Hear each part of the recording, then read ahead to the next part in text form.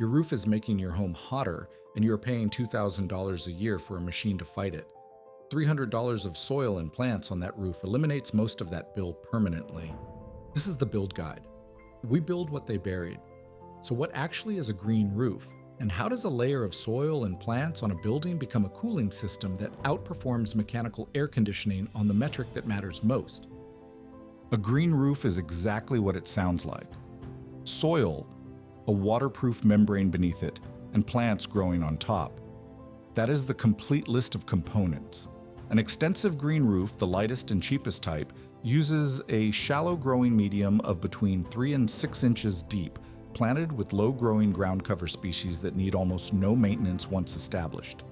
An extensive green roof with 3 to 6 inches of growing medium weighs between 10 and 25 pounds per square foot when saturated, well within the load capacity of most flat roof residential structures, which are typically designed to handle 40 pounds per square foot or more.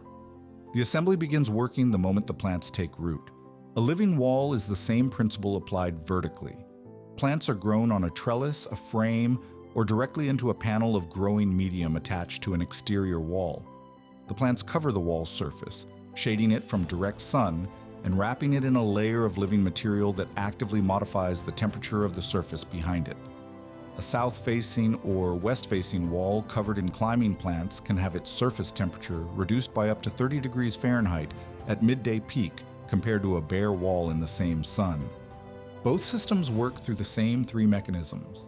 And understanding those 3 mechanisms is why the landscaping industry would rather you thought of these as decorative features than as functional cooling technology. The first mechanism is shading. A conventional dark roof absorbs between 80 and 90% of incoming solar radiation and converts it directly into heat.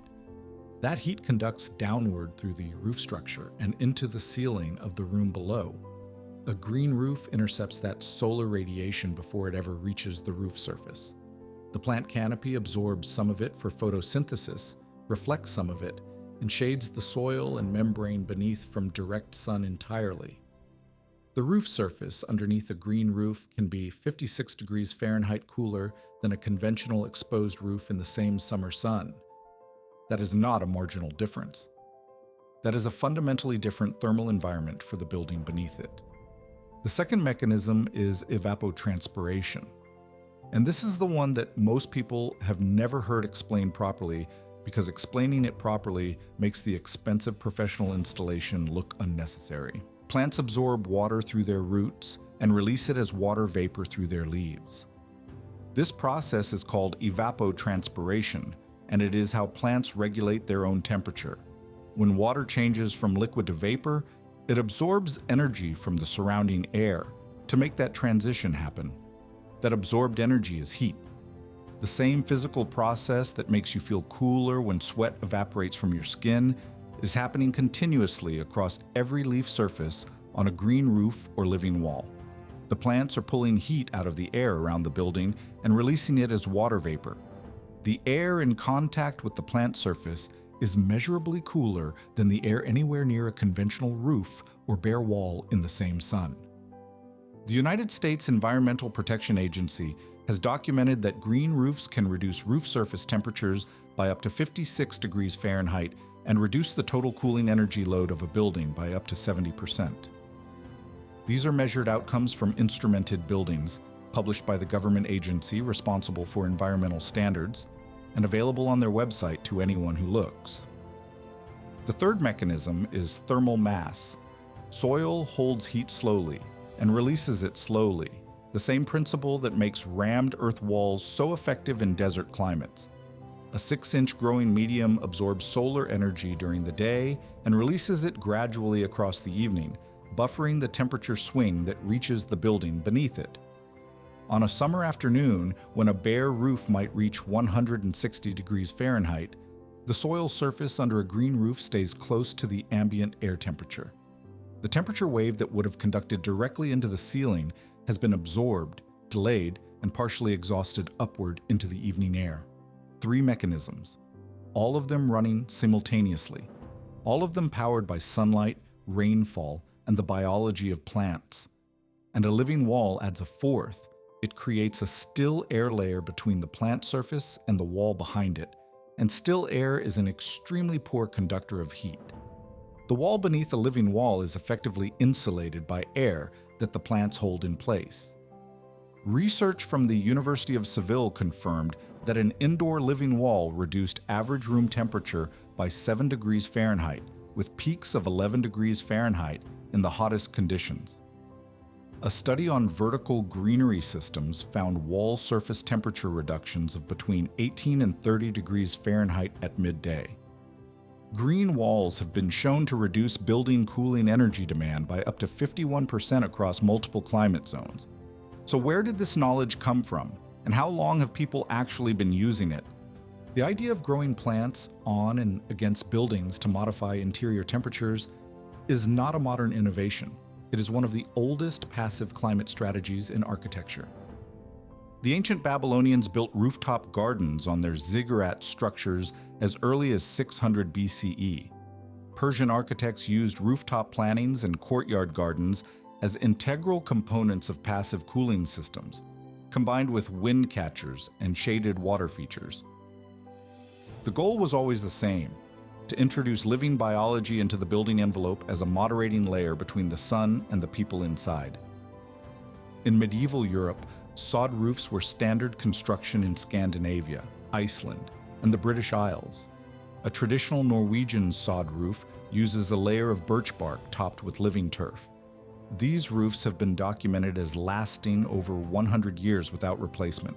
They provided insulation in winter and cooling in summer through the same evapotranspiration mechanism that the U.S. Environmental Protection Agency is now documenting in instrumented modern buildings. The Viking builders who constructed them did not have the word evapotranspiration. They had generations of observation telling them that grass roofs kept the interior cooler in summer and warmer in winter, and they built accordingly. In tropical climates across Southeast Asia, South America, and Africa, climbing plants on building facades have been used for centuries to shade walls and reduce interior temperatures. Traditional builders understood intuitively what researchers are now measuring precisely. A covered wall stays cooler than a bare wall, and a cooler wall keeps the building behind it more comfortable permanently, without any energy input. The knowledge was never lost, it was reclassified, and this is where the story gets interesting. Because green roofs and living walls were not buried by a lobby group, a code amendment, or a curriculum gap. They were buried by something more subtle than any of those things. Somewhere between the 1960s and the 1980s, as the professional landscaping industry grew into a multi-billion-dollar market, living architecture got repackaged. Green roofs went from being a straightforward passive cooling strategy into a premium professional installation requiring structural engineering reports, proprietary waterproofing systems, specialist growing media, irrigation infrastructure, and ongoing maintenance contracts. Living walls became modular panels sold through specialist suppliers at hundreds of dollars per square meter, with installation requiring certified contractors and annual servicing agreements. The industry built a complexity barrier around what is, at its simplest, soil and plants, and that complexity barrier had a very predictable effect. Homeowners who might have considered a simple satin mat on a flat roof or a row of climbing plants on a sunny wall instead encountered quotes of tens of thousands of dollars for professional installation, and were told that doing it themselves would void their roof warranty, damage their structure, or result in a system that would fail within 2 years. None of that is true for a properly designed, simple system. A basic extensive green roof using native ground cover species adapted to local rainfall requires almost no irrigation and almost no maintenance once established. Native sedums, the low-growing succulent plants commonly used in extensive green roofs, evolved specifically for exposed, dry, low-nutrient conditions. They do not need fertilizer. They do not need weekly watering. They do not need professional attention. They need soil, an occasional rainfall, and the sun that is already hitting the roof every day. The building codes that govern residential construction in the United States classify green roofs and living walls as landscaping features rather than as building systems. That classification means they receive no recognition in energy codes, no credit toward efficiency standards, and no pathway to approval as functional cooling technology. A homeowner who installs a mechanical air conditioning unit gets a tax credit. A homeowner who installs a green roof that reduces their cooling load by 70% gets a garden. The installation does not require a contractor, an engineer, or a professional quote. Here is what it actually involves. The physics is thousands of years old, and it still works. What it does to a 30-year energy bill is the part the industry really does not want you to calculate. For a flat or low-pitch roof on an existing home, an extensive green roof is the most accessible starting point. You need a root-resistant waterproofing membrane laid over the existing roof surface, a drainage layer, a lightweight growing medium of between 3 and 6 inches, and plants. For a roof area of 200 square feet, which is enough to produce a measurable cooling effect on the rooms beneath it, the total material cost runs between $200 and $400 using locally sourced native ground cover species. The plants most suited to this application are native sedums and stone crop varieties, which are naturally adapted to thin, dry soils and require essentially no maintenance once established. For a living wall on a south-facing or west-facing exterior wall, the simplest approach is a trellis or wire framework attached to the wall surface with climbing plants growing against it. A gap of between 2 and 4 inches between the trellis and the wall surface creates the still air insulation layer that gives the system much of its thermal benefit. Boston ivy, Virginia creeper, and native climbing hydrangea, all established quickly, require almost no maintenance and provide dense canopy coverage within 2 to 3 growing seasons. For a wall of 100 square feet, the material cost for a trellis framework and established plants runs under $300. The average American household spending $2,000 a year on cooling will spend $60,000 on air conditioning over a 30-year mortgage. A green roof and living wall combination covering the primary heat gain surfaces of a standard single-family home can be installed for under $1,000 in materials and reduces cooling energy demand by between 40 and 70%, depending on climate and coverage. The payback period at current energy prices is under 2 years. A quality root-resistant membrane beneath the growing medium carries a manufacturer warranty of 50 years. The plants above it, once established, are self-renewing. The system does not wear out. It is the third week of August in Phoenix, Arizona. The outdoor temperature is 109 degrees Fahrenheit. You are standing on the pavement outside a single-story home with a flat roof covered in low-growing ground cover plants and a south-facing wall draped in climbing vines from foundation to roof line. The wall surface behind the vines is in complete shade. The air between the plants and the wall is still and noticeably cooler than the air a meter away. You press your hand against the wall surface. It is warm but not hot. The bare wall of the house next door, fully exposed to the afternoon sun, is too hot to hold your palm against for more than a second or two. You step inside. The interior sits at 79 degrees Fahrenheit. No air conditioning is running. The roof above you is covered in 200 square feet of sedum and native ground cover. Through the ceiling, the roof membrane is sitting in the shade of living plants rather than absorbing direct desert sun. The evapotranspiration happening continuously across every leaf surface above you is pulling heat out of the air around the building and releasing it as water vapor. The biology is doing the work that the electricity meter does next door. Outside 109, inside 79.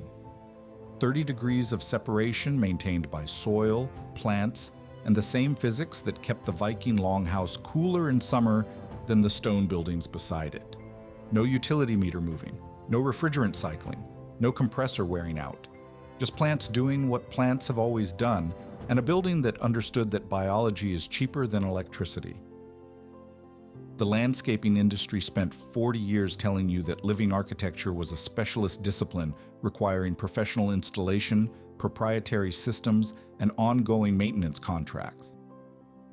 The Viking builders of the 11th century did not get that memo. They had soil, birch bark, and generations of observation. Their roofs lasted 100 years. The machine in your utility room will last 15, and then you will buy another one. The soil is under your feet. The plants are in every garden around you. The membrane costs less than 1 month of the electricity bill it replaces. The system, once installed, does not wear out, does not need servicing, and does not send you an invoice in August. That is what $300 buys when you stop paying for complexity that was invented to make something simple sound difficult. Next on the build guide, there is a liquid-based cooling system that drops the interior of a home by up to 55 degrees Fahrenheit, runs indefinitely without degrading, and has been documented in working buildings for decades. No refrigerant, no compressor, no electricity meter running at the rate yours runs now. The industry that sells you the machine in your utility room has had every reason to make sure you never heard it explained properly. We are going to change that. Subscribe and hit the bell. You will not want to miss that one.